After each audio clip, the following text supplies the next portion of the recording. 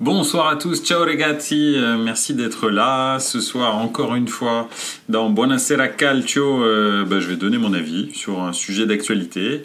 Comme vous le savez, le foot nous donne très fréquemment des sujets d'actualité brûlants.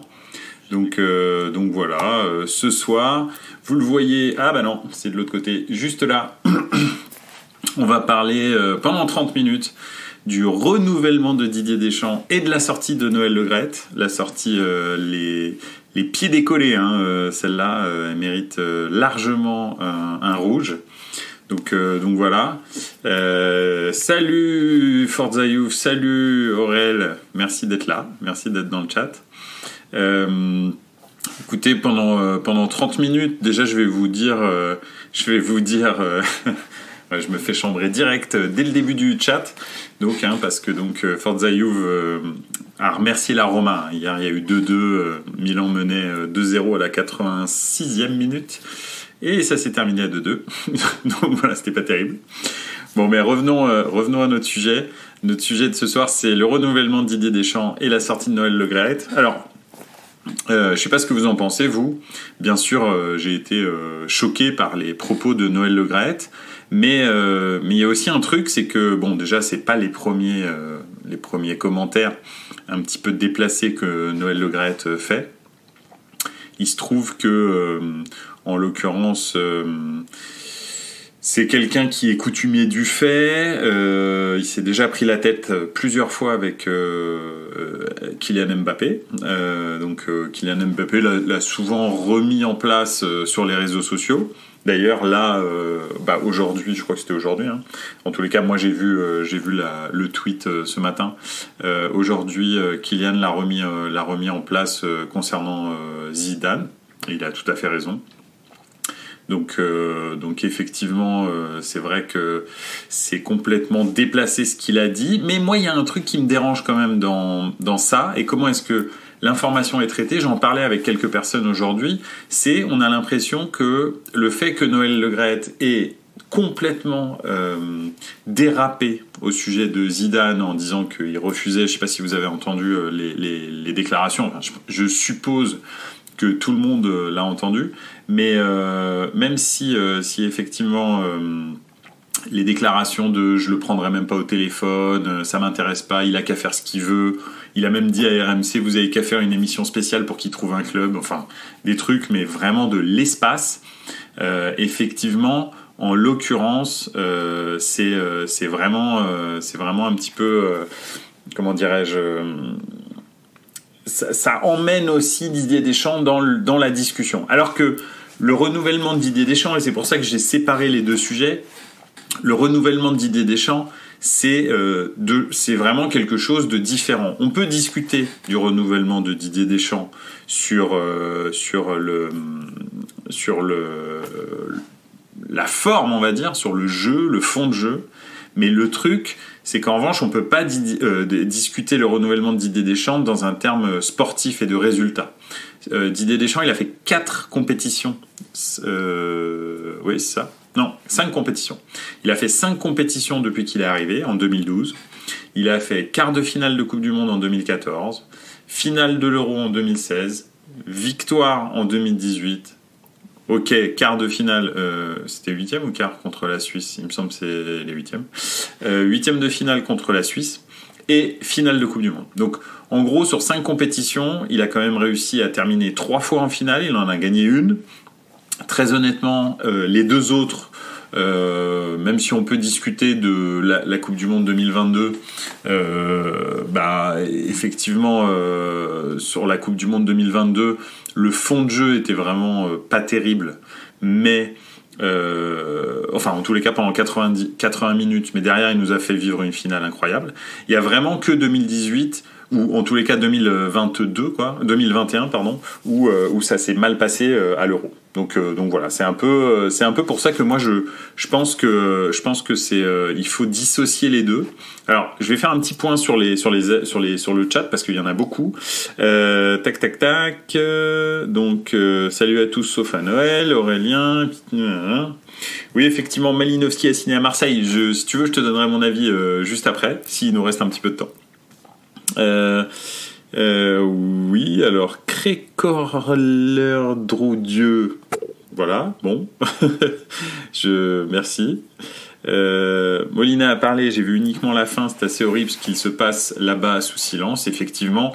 A priori, et ça aussi c'est à dissocier de la situation, ou en tous les cas du sujet qu'on aborde là ce soir, c'est que, en l'occurrence, il y a l'enquête de Molina sur de soi-disant harcèlement sexuel, etc. Alors je dis soi-disant, c'est-à-dire que pour l'instant, tant qu'il n'est pas accusé, c'est soi-disant. Peut-être que c'est tout à fait vrai ce que dit Romain Molina. Romain Molina, c'est pas le premier journaliste qui passe par là, mais en l'occurrence, il y a rien qui est prouvé pour l'instant. Donc voilà, c'est effectivement une remarque très marrante. Franchement, faire ça après le Nouvel An, c'est pas terrible de la part de Noël. C'est vrai, c'est pas terrible. Ouais. Et la défaite contre la Suisse et contre l'Argentine, c'est pas des défaites, c'est des nuls perdus au péno. Oui, c'est vrai, absolument. Et après, Forza Youth dit oui, mais nous on se fait chier devant notre télé à voir jouer cette équipe de France. Et alors c'est ça, justement, je reviens à mon propos. Donc il faut dissocier la forme du fond. Le fond, sur le fond, Didier Deschamps a des résultats incroyables, vraiment incroyables. Je pense pas qu'il y ait un sélectionneur à l'heure actuelle en place qui puisse se targuer d'avoir les résultats de Didier Deschamps. C'est incroyablement, c'est même limite indécent en fait. La France est en finale de quasi toutes les compétitions à laquelle elle participe depuis 2016. Donc c'est vraiment incroyable. Mais effectivement, la forme est pas terrible. Après, c'est très rare les équipes nationales qui allient la forme et le fond. En l'occurrence, effectivement, je parlais la semaine dernière jeudi dernier, de l'Espagne ou de l'Allemagne, mais qui avaient des espèces de blocs équipes à l'intérieur de leur équipe nationale. Des équipes qui viennent d'un club ou de deux clubs, le Real et le Barça en l'occurrence pour la grande Espagne de 2008 à 2012. Et l'Allemagne du Bayern pour l'équipe de 2014, on va dire. Alors c'est vrai que cette équipe, en théorie, aurait dû gagner d'autres choses, mais voilà. Le souci, alors attends, tac, Aurélien qui dit le souci c'est qu'on a rarement eu de belles équipes de France avec du beau jeu, c'est vrai. La dernière fois c'était en 2006 et c'est quand les joueurs ont pris les rênes de l'équipe. Et 2000, mais parce que c'était une équipe lunaire. Je pense moi personnellement que la meilleure équipe que j'ai vu, et je me demande si... Alors non, parce que je peux pas juger celle de 82. Celle de 82, a priori, était incroyable. Quand la France bat l'équipe du Brésil, carrément, les gens disent le Brésil a battu le Brésil. Donc, c'est-à-dire que réellement, apparemment, c'était une équipe avec un niveau incroyable. Mais en 82, j'étais vraiment trop jeune. J'ai vu des matchs, mais je peux pas le recadrer dans le niveau de jeu de l'époque. En revanche, effectivement, pour moi, celle que j'ai vue, de mes yeux vus, l'équipe de 2000, c'est la plus forte, vraiment, parce que là, tout le monde était à son summum. En fait, l'équipe de 98 avait trouvé des attaquants, en la personne de Thierry Henry et de David Trezeguet, et de Viltord aussi d'ailleurs, et de Pires, etc. Bref, il y avait des joueurs qui étaient à leur apogée par rapport même à 98. Donc pour moi, c'est vrai que c'était vraiment une équipe incroyable. Donc c'est vrai que c'est assez rare quand même les équipes qui jouent très très bien, surtout en équipe de France. Il faut savoir que oui, on a gagné et 98, c'est une Coupe du Monde qui est très moche. On n'a pas vraiment de fond de jeu. On est très très solide défensivement, mais honnêtement, même contre le Brésil, on marque 2 buts sur corner et le troisième, on le marque en contre et c'est à la 93e minute. Je dis n'importe quoi, mais en tous les cas dans les arrêts de jeu, le but de Petit. Donc c'est pas une équipe qui dominait ses adversaires, c'était plutôt une équipe déjà à l'époque de contre, donc avec une défense vraiment très très forte. On avait certainement les meilleurs défenseurs du monde à l'époque, en ce moment c'est pas trop ça, c'est plutôt l'inverse. C'est ça qui est peut-être un petit peu frustrant par rapport à d'habitude. Donc voilà un petit peu le truc. En tous les cas, renouveler Dédé, moi... Vous connaissez peut-être maintenant mon avis sur le football international. Je n'attends pas grand-chose au niveau technique du football international. La seule chose qui, effectivement, j'ai vibré devant ma télé, c'était en finale, parce que c'est la France, parce qu'il y a eu un retournement de situation. Mais finalement, si je devais, et je pense que je vais le faire, un de ces quatre, re-regarder la finale et l'analyser techniquement, je suis pas sûr que je trouve ça incroyable. En revanche, c'est vrai que ça m'a pris. C'est le seul match de l'équipe de la Coupe du Monde qui m'a pris au trip. Mais en l'occurrence, il m'a pris au trip parce qu'un retournement comme ça, c'était incroyable. Donc surtout pour ton pays. Donc voilà, effectivement, je suis pas. De toute façon, moi ça me va en fait d'aider. Je m'en fous de savoir si on joue un football champagne en se rencontrant 8 fois par an. Comme dit Aurel, les mecs se connaissent pas. Je suis d'accord avec toi. C'est quand même assez rare maintenant les équipes de foot qui jouent très bien. Et souvent les équipes de foot qui maîtrisent ces derniers temps, c'est-à-dire Allemagne, Espagne, Belgique, elles gagnent pas grand-chose. Et très honnêtement, je suis très content d'avoir 2 étoiles sur le maillot de l'équipe de France. Mais je me fous un peu de savoir si le fond de jeu est vraiment bon. Donc voilà. Je voulais vraiment faire le point sur Didier Deschamps. Et pour moi, même les 4 ans, alors je sais pas ce que vous en pensez, si vous voulez me dire ce que vous en pensez, mais même les 4 ans de contrat me choquent pas. Oui, ça fait longtemps qu'il est là, mais en même temps, qu'est-ce qui nous garantit que Zinedine Zidane sera meilleur que lui ? Pas grand-chose. Zinedine Zidane jusque-là, et alors, très honnêtement, je vous raconterai peut-être un jour, je peux le faire là ce soir, mais je vous raconterai peut-être un jour mon histoire personnelle avec Zinedine Zidane. On va dire, pour lui, c'est pas personnel, ça l'est uniquement pour moi, on se connaît pas. Mais mon histoire personnelle avec Zinedine Zidane, est un peu tumultueuse, soit, mais soyons objectifs. Il a eu la meilleure équipe du monde pendant 3-4 ans, 5 ans, enfin en tous les cas 4 ans sur 5 ans, on va dire, 4 années, 4 saisons sur 5 ans. Effectivement, il a fait des performances complètement dingues, parce que donc il a gagné 3 Ligues des Champions d'affilée, mais le fond de jeu de l'équipe du Real n'était pas forcément extraordinaire. C'est un entraîneur plus ou moins semblable à Didier Deschamps, c'est un entraîneur qui n'est pas du tout football champagne, il est ultra pragmatique. Est-ce que quelqu'un peut me définir le jeu de Zidane ? Non, le jeu de Zidane, c'est mettre ses stars dans la meilleure situation possible pour gagner. S'il faut jouer en contre, il joue en contre. S'il faut avoir la balle, il a la balle. Etc. En fait, il s'en fout complètement. Donc, c'est clair que quand on a un Kylian Mbappé dans son équipe, j'imagine déjà le style de jeu que Zidane va mettre en place dans l'équipe de France. Donc voilà. Un petit point sur les commentaires. Donc on le voit bien, les footix regardent la Coupe du Monde, les vrais supporters comme nous, on vibre devant les matchs de Ligue des Champions. Pour répondre au renouvellement de Dédé, assez saoulé car c'est toujours les mêmes qui jouent. Avec Zizou, on aurait eu de la nouveauté niveau joueur. Je sais pas. Tu sais, alors je sais pas concernant la nouveauté niveau joueur. Zidane, il prend les meilleurs. Et je pense pas que Deschamps ne prenne pas les meilleurs. À quelques exceptions près. D'accord ? Bon, alors, Benzema, c'est une grosse exception près. Soit, probablement que oui, il jouera avec Zidane. C'est clair, bien sûr.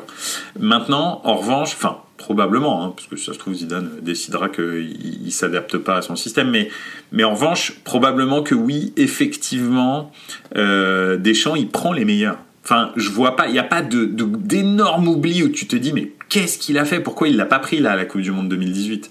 Alors, moi j'en vois un, mais alors avec le recul, on est allé en finale, donc je sais pas. Et est-ce qu'en finale il aurait fait mieux ? Je peux pas te dire non plus. Mais moi j'en vois un, c'est qu'on n'a pas pris un latéral droit en équipe de France, et c'est Kaloulou qui pour moi, même si ok c'est un joueur du Milan, mais excusez-moi, Milan est champion d'Italie en titre, donc c'est pas le club du coin quoi. En l'occurrence Kaloulou en équipe de France en latéral droit, je pense pas qu'il y ait meilleur en France. Et d'ailleurs on en avait même pas d'autres. C'est pas comme si on en avait un autre. Donc voilà, donc je sais pas. Alors Crécorlé Droudieu, alors je sais pas qui c'est, mais très très joli nom, très pratique à prononcer, mais très joli en revanche. Donc faut pas oublier que Zizou il a rien prouvé, il a pris une équipe déjà construite et a gagné avec. En équipe de France, s'il est sélectionneur un jour, ce sera différent, il devra construire une équipe. Ok, Jeff, voilà, c'est mieux là comme ça. donc, oui, et c'est vrai, effectivement, il faut dire vraiment que Zidane, pour l'instant, moi, c'est une grosse interrogation.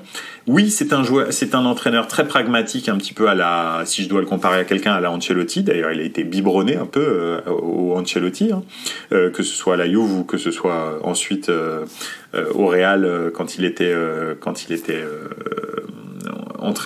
adjoint, pardon. Mais moi, j'ai hâte de le voir avec pas le meilleur effectif du monde. Et je veux voir ce que ça donne, en fait. Vraiment, ça m'intrigue.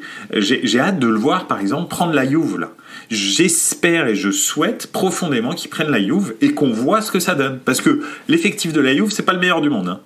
Il y a des bons joueurs, mais il y a aussi des joueurs, c'est des grosses tanches atomiques. Donc j'aimerais savoir s'il va réussir à tirer le meilleur parti de chaque joueur et comment est-ce qu'il va s'en sortir au niveau tactique, par exemple, et au niveau du fond de jeu. Parce que quand on voit ce que Massimiliano Allegri fait en ce moment avec la Juve, je me dis, si Zizou fait pire que ça, c'est chaud.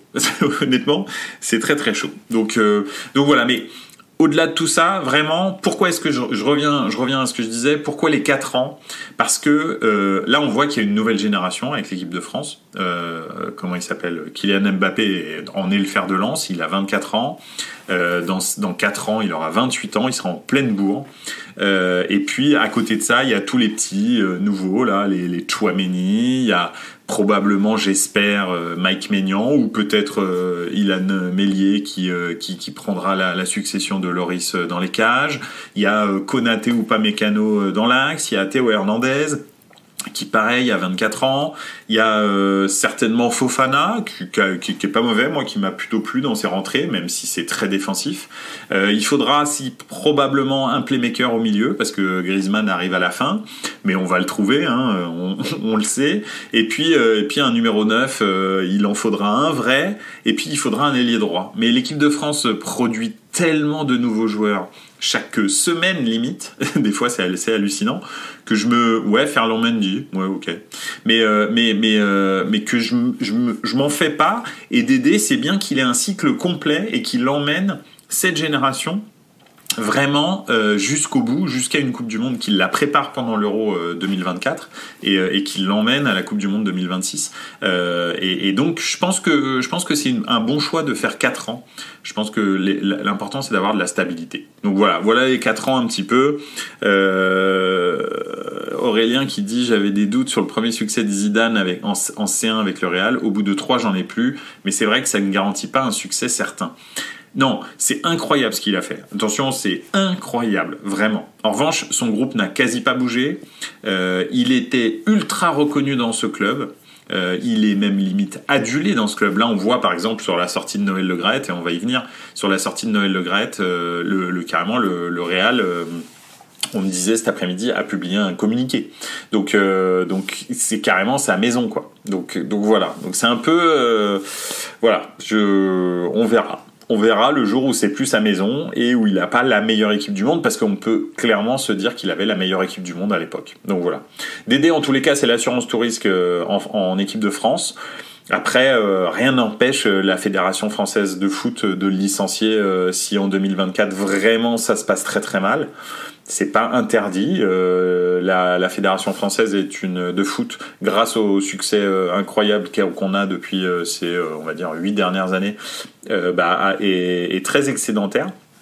Donc voilà, donc il n'y a pas de problème. Ils peuvent le licencier si jamais vraiment ça pose problème. Il n'y a pas de problème. Et puis Zidane, honnêtement, ça m'aurait emmerdé qu'ils prennent l'équipe de France tout de suite. Je vous le dis, parce que je veux toujours cette réponse à mon interrogation.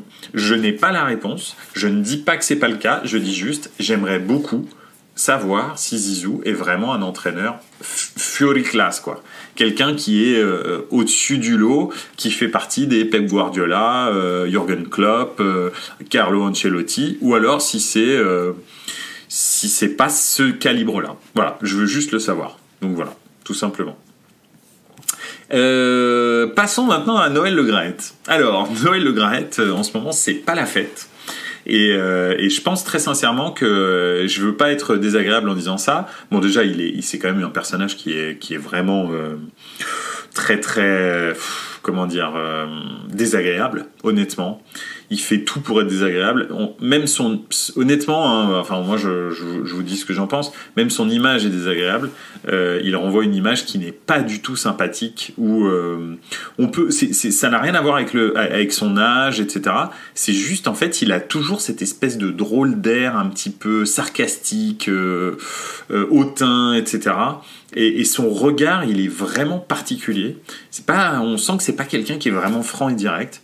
Donc voilà. Et puis je pense sincèrement, c'est pas une question de jeunisme, hein, mais je crois que on arrive tous, des fois il y a des gens c'est à 100 ans qui commencent à un petit peu partir en sucette, d'autres c'est avant, c'est à 80, c'est à 70, c'est bref. Là lui en l'occurrence 80, là ça y est, c'est bon. Là il commence à dire tout et n'importe quoi parce que ça fait quand même 2-3 fois qu'il fait des sorties lunaires. Et celle-là est complètement lunaire. En fait, je pense qu'il est grisé par, on va dire, le succès. Et puis, il lui pose des questions et il se dit, mais en même temps, je suis tout puissant, je peux faire tout ce que je veux. Et bam, il commence à sortir n'importe quoi.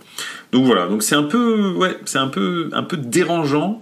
Même si j'ai exprimé, on va dire, des doutes sur le niveau de Zidane, etc. En fait, je comprends pas pourquoi. Ouais, il a raison, Aurel. On dirait un mec bourré. Tout à fait, je suis d'accord avec toi. Je comprends pas pourquoi il a opposé Zidane et Deschamps, en fait. Il n'y a pas à opposer Zidane et Deschamps. Pourquoi est-ce qu'il présente pas de façon positive le bilan de Deschamps et il dit c'est pour ça que je l'ai renouvelé. Peu importe si Zidane et si Zidane t'appelle, t'es président de la Fédération française de foot. Je veux dire, Zidane, il a écrit l'histoire de ta sélection.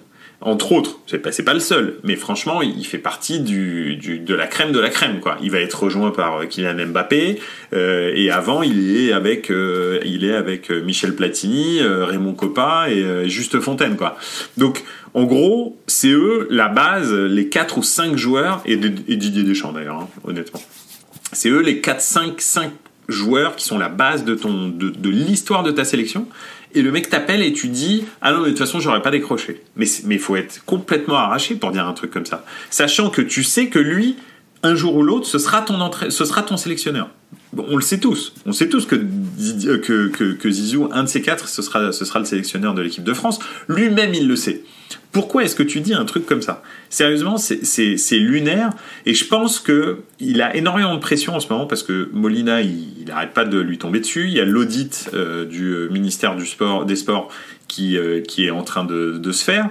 Et c'est vrai que malheureusement, en plus, oui c'est vrai, t'as raison, Julien Faubert a quand même été numéro 10 du Real Madrid, n'en déplaise à Kevin Da Silva. Faut pas oublier le Julien Faubert, numéro 10 du Real Madrid. Mais celui qu'on aurait dû citer dans l'histoire du football français, dans l'histoire Faubert, c'est son agent, réellement. Parce que c'est lui le génie, en fait, là-dedans. Parce que faire acheter Faubert au Real Madrid, faut quand même y aller. Donc bravo, effectivement, à son agent. Lui peut faire partie de l'histoire, de la légende de l'équipe de France. Bref. Quoi qu'il en soit, effectivement, Noël Le Graët est en train de tirer Didier Deschamps avec lui. Alors que Dédé, mais même la présentation, je sais pas si c'est Didier Deschamps qui a eu cette idée, si c'est lui, vraiment, je lui en veux. Mais si, effectivement, qu'est-ce que je voulais dire, c'est Noël Le Graët qui lui a dit, tiens, c'est toi qui va annoncer ta prolongation toi-même, avec moi qui suis en train de cuver à l'arrière sur une chaise. Mais sérieusement, pourquoi il a dit oui en fait ? Enfin, je veux dire, c'est n'importe quoi.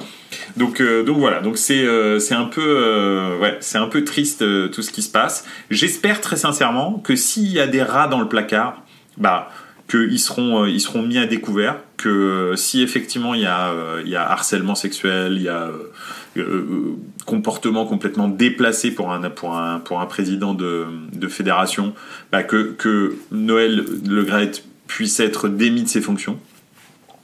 J'espère aussi que, alors là apparemment, là juste avant de commencer le live, j'entendais qu'il avait fait une excuse, qu'il allait bientôt appeler Zinedine Zidane, etc. Mais c'est encore pire. Ça dénote. En fait, moi, quand j'ai entendu ça, je me suis dit, mais en fait, c'est encore pire. Ça veut dire que il se rend compte qu'il commence à perdre la boule. Parce que soit tu te dis j'en ai rien à foutre, j'emmerde tout le monde, et auquel cas, à ce moment-là, vas-y, fais-toi plaisir, balance ce que tu veux, mais reviens pas dessus en fait. D'accord ? Tu dis ce que tu as envie, et puis tu dis en gros, je vous merde et laissez-moi tranquille. Donc voilà, mais là il se dit ah ouais non, en fait j'ai déconné, mais il s'en rend compte après parce que certainement que probablement que je sais pas l'armoire à Dijon comme dit l'after était pas loin avant l'émission de RMC et donc il s'est dit ah ouais là j'ai un petit peu déconné, il faudrait peut-être que je revienne un petit peu sur ce que j'ai dit et que je m'excuse auprès de Zidane. Donc non, franchement c'est pitoyable et je pense que j'aimerais, je le respecterais pour ça qu'il est dans un éclair de lucidité. Le recul nécessaire pour se dire ouais, il faut que je passe la main et voilà. Alors un petit point sur les commentaires. Tac tac. Alors merci Forza Youth pour me dire que l'info historique c'est que le record du nombre d'années en sélection c'est 21 ans en Argentine. Guillermo de 39 à 60. Lui il a quand même passé une guerre mondiale donc c'est voilà. Ouais donc. Alors attends, quand je vois Dédé, j'ai l'impression de voir Blatter et Platini. Ouais, c'est pas faux. C'est vrai qu'ils sont en train de tourner un petit peu. Alors peut-être pas Blatter et Platini. Moi, je dirais plus Blatter et et le président de la FIFA actuel. Bref, j'ai oublié son nom. Mais vous voyez de qui je parle. Hein, Infantino, pardon. Blatter et Infantino. Cette espèce de guéguerre bizarre. Alors ça a tourné mal, mais Infantino a été très très longtemps le soldat irréprochable de Sepp Blatter. Donc voilà, c'est peut-être un petit peu ça. Et pendant la présentation de Deschamps, on dirait que Didier avait tellement honte de son pote grabataire. Il s'est dit go, je vais le dire maintenant, sinon on y est encore dans 2 heures. C'est possible, ouais. Ouais, c'est possible qu'il se soit dit bon écoute, vas-y, je vais le dire tout de suite parce que mieux vaut qu'on s'en aille parce que là, je crois qu'il est sur la fin du repas et on n'est pas bien. C'est très possible. Ouais, c'est assez triste parce que c'est vrai que l'équipe de France, en fait, moi c'est aussi le contraste qui m'embête. L'équipe de France, en fait, elle est composée de super professionnels. Mais vraiment, hein, si on regarde bien, on a des joueurs qui sont ultra professionnels. C'est pour ça qu'ils réussissent dans tous les plus grands clubs du monde. Pas tous les plus grands clubs du monde, mais dans de nombreux grands clubs au monde. Qu'on a une sélection ultra compétitive. Et à côté de ça, t'as comment il s'appelle, t'as Noël et Dédé qui font n'importe quoi. T'as l'impression que t'es dans la ligue du Val-de-Marne et que t'es en train de parler de la Coupe de Paris. Et en fait, non, pas du tout. C'est des gens qui sont en mondiovision. En plus, ils parlent de gens qui ont une résonance mondiale. Hein. Zidane, tout le monde sait qui c'est sur la planète. Quand tu dis un truc de travers sur Zidane ou sur Mbappé ou sur des gens comme ça, on a des joueurs qui sont vraiment incroyablement connus. Quand tu vois ce qui s'est passé avec Mbappé au Brooklyn Nets, tu te rends compte qu'on a des joueurs, on a une sélection qui est au même niveau que le Brésil, l'Argentine, etc. Et peut-être en ce moment supérieur à l'Allemagne ou l'Italie, je veux dire dans la connaissance. Donc voilà, en tous les cas, effectivement, ça fait vraiment mal au cœur pour l'équipe de France ce contraste entre les hyper professionnels les joueurs et de l'autre côté et même Deschamps hein, qui est en son sens, dans son style hyper professionnel, et puis la fédération qui est complètement à la ramasse, quoi. Donc voilà. Est-ce que je pense que Le Gret peut se faire virer ? Écoute, virer, c'est très compliqué. Il y a qu'une seule chose pour laquelle il pourrait se faire virer, c'est une affaire pénale. Tout le reste ne serait pas suspensif de son mandat. Donc effectivement, excepté harcèlement sexuel ou un truc dans le genre, hein, ou alors malversation, je sais pas, financière, hein, à un certain degré, hein, parce que j'en parlais tout à l'heure avec un ami, en l'occurrence, le président de la Fédération française de rugby a été déclaré coupable d'une affaire au civil et toujours en poste. Donc ça n'a pas été suspensif de son mandat. Donc non, je pense qu'il faudrait vraiment du pénal et si c'est le cas, voilà quoi, ce sera tout. Ou alors cet éclair de lucidité de, écoutez, je pense que j'ai fait 2 mandats extraordinaires à la tête de la Fédération française. J'ai re-signé Didier Deschamps. Je pense que c'est le bon moment de quitter le navire. Bonne journée, au revoir. Et là, il sortirait par la très grande porte. Donc voilà. Jeff qui dit, j'ai lu un truc aujourd'hui qui dit qu'il faut une assemblée extraordinaire et un vote en sa défaveur, mais ça n'arrivera pas. Alors oui, pourquoi est-ce que ça n'arrivera pas ? Parce que, voilà, c'est ça, il a tout à fait raison, Aurel Pic-Pic, c'est que le COMEX de la fédération, ce sont des gens qui sont, on va dire, dans le giron de Noël Le Graët, parce qu'il faut savoir que le président de la Fédération française de foot, je pense que c'est dans toutes les fédérations comme ça, mais je ne préjuge pas, en tous les cas en France c'est comme ça, ils sont élus par les amateurs, en très très très grande majorité. Donc en gros, les gars de la Ligue amateurs de France, c'est eux qui font la pluie et le beau temps. Et Noël s'arrange toujours pour les mettre bien, ces gens-là, dont les gens du COMEX. Je pense qu'ils croquent bien. Alors croquer, attention, je suis pas en train de les accuser de pots de vin ou de malversation financière. Je dis juste que c'est sûr que des billets, c'est sûr que des dîners, des déjeuners, et je vais manger à l'Élysée, des trucs comme ça, ça pour moi ça veut dire croquer, et quand la soupe est bonne, t'as du mal à la quitter, la soupe. Donc voilà un petit peu le truc. Je pense que ça va être compliqué de virer Noël.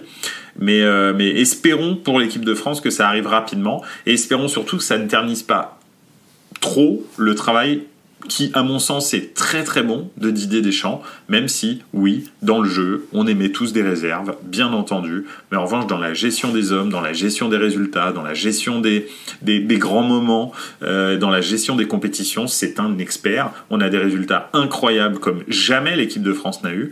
Donc voilà. Et la seule Coupe du Monde où il n'était pas entraîneur et on a eu un résultat, il était joueur. Donc c'est pour vous dire à quel point il est important dans le football français. Donc moi ça me choque pas, on va dire c'est un sélectionneur hors norme, et ce sera certainement, je pense, le meilleur sélectionneur de tous les temps de l'équipe de France. Ça m'étonnerait, ça peut être n'importe qui le suivant qui fasse mieux que Didier Deschamps. Donc voilà. Mais bon, écoutez, voilà.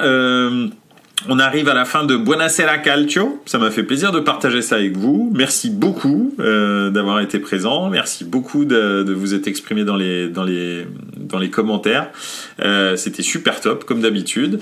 La prochaine émission, c'est jeudi soir. Je vous dirai exactement à quelle heure, et surtout ce sera à 18h30 comme ce soir, pardon, je peux vous le dire tout de suite.